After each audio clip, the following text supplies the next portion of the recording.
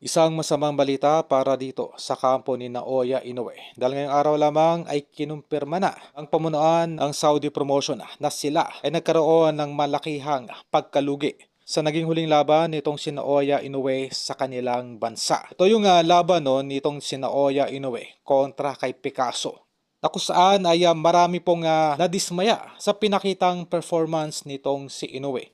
Keep in mind po na ang inaasahan ng lahat noong mga panahon na yun, partikular ng mga Arabyano, ay magpapakitang gilas nga, supposedly, itong si Naoya Inoue at maina-knockout itong patpate na si Picasso. Dito po ay nabigo itong si Naoya Inoue na mapaknockdown man lang itong si Picasso. At mula po sa inilabas na komento nitong si Alashik, ay misto lang hindi daw nito inaasahan. Taliwas daw sa mga naging laban ni Naoya Inoue sa loob ng kanilang baluarte sa Japan, ay misto lang ibang Inoue raw ang kanyang nakita nang ito ay lumaban sa kanilang bansa. Kumbaga, yung mahinang version nitong si Inoue, misto lang walang power. Naggalit etong si Alashik sa mga technical fighters, at ang gusto po nito yung action na labanan na merong knockout win.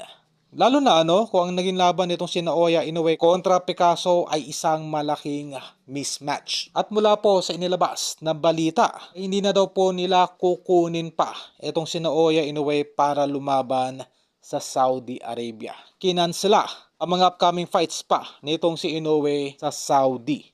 Kaya nababalita kung matutuloy man itong laban ni Naoya Inoue kontra Nakatani sa una o sa kalagitnaan ng bahagi ng taon. Ito ay gaganapin na lamang sa Amerika or sa Japan.